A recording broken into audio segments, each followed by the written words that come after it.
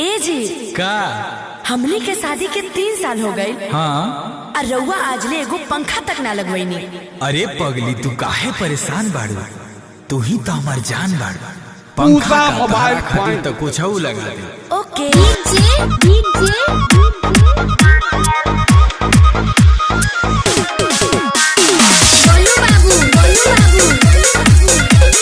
बिट्टू भाई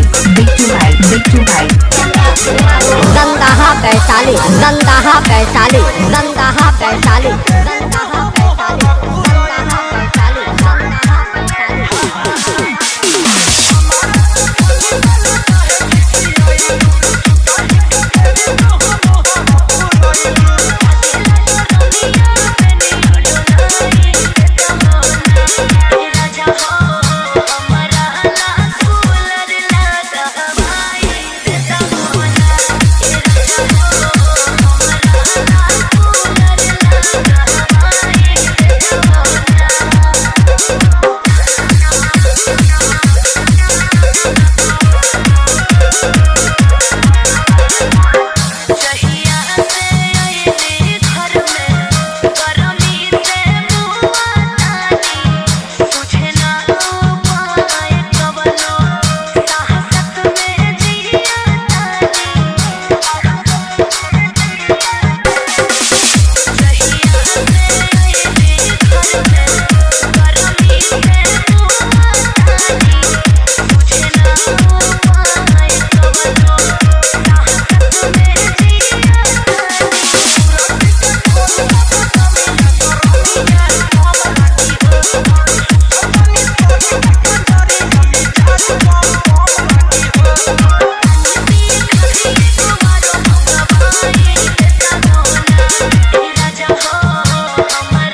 दंदाहा mobile point Chandra cinema road Dandaha Vaishali.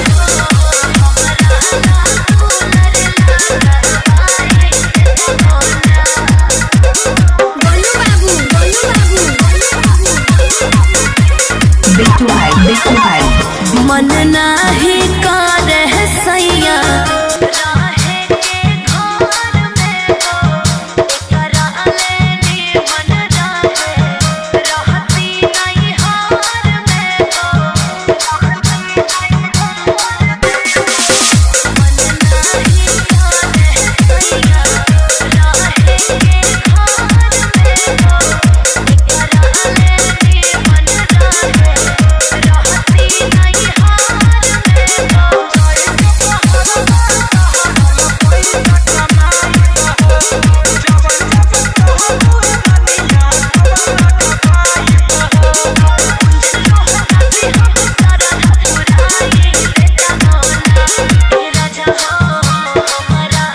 DJ Golu बाबू cinema road Dandaha Vaishali.